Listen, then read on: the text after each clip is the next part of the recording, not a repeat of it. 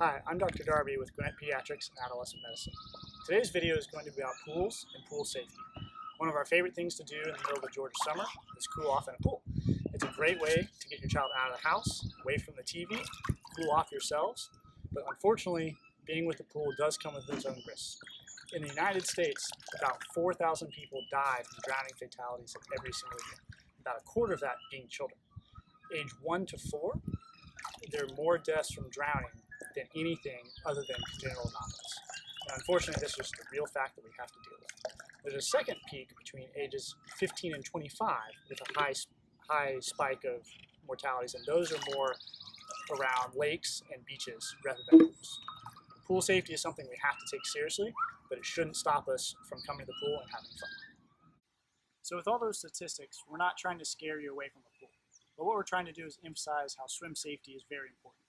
One of the most important things, actually the most important thing, is never to leave a child unattended. Okay? Always be as close as you can to that child, especially if they don't know how to swim. If a child is young and doesn't know how to swim, ideally you should be within arm's length and be able to get them as soon as an event could happen. There are a few other tips that can really help with drowning prevention. One is learning how to swim. That's especially important for the child, but also for an adult. If you want to be able to save a child, you have to be comfortable in the pool yourself. Swim lessons for a child are very important as well. They shouldn't be relied upon to save your child's life, but they can be very helpful in terms of preventing drowning. There are a few different places in our area that offer swim lessons. Gwinnett Swim is one of our partners, and their website is gwinettswim.org.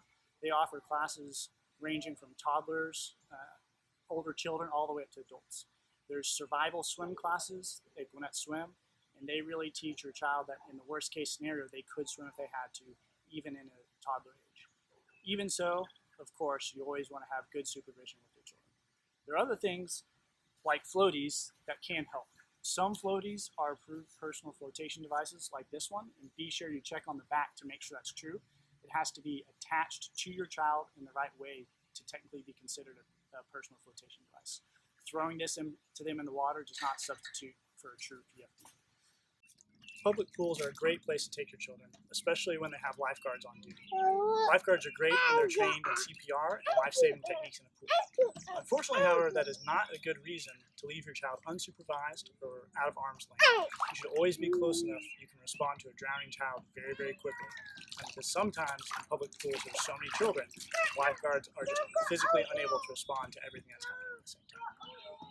One other topic to discuss is swimmer's ear infections in the summer. This can happen in lakes, pools, really anywhere that you get water that stays in the ear. Prevention for swimmer's ear is using swimmer's ear drops, and those are over-the-counter, usually alcohol-based drops that help pull that water out of the ear and dry your ear so you don't get an infection.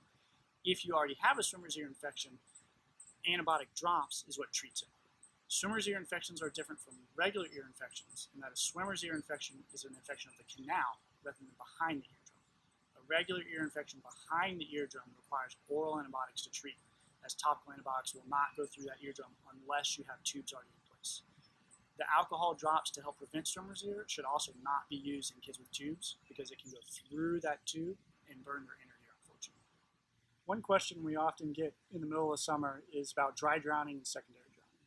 Both of these terms are not official medical terms and have more been thrown around in the media and message boards about things that can happen in the summer.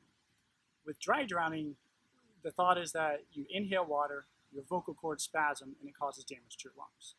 This really would happen only in a true actual drowning incident where your child is underwater and tries to inhale that water. It doesn't happen with a water gun or light splashing or a bathtub or anything like that. Secondary drowning is actual inhalation of water that then causes damage to your lung. With both of these things, again, it would be around an actual drowning event or submersion event, and you would notice things right after. This is not something that happens a week or two later out of the blue after a random splash at the pool or in the bathtub.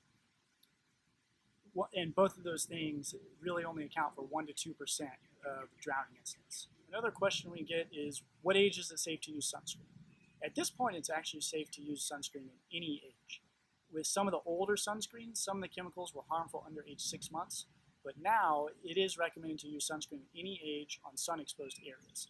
We do, however, under 6 months, recommend limiting direct sunlight as much as possible, and really for all ages, wearing protective clothing that covers most of the skin so we're protected from the sun from that rather than having to just slather sunscreen on our young children. Thank you so much for watching. If you have any questions, please feel to ask one of our providers at your visit, and we'll see you next time.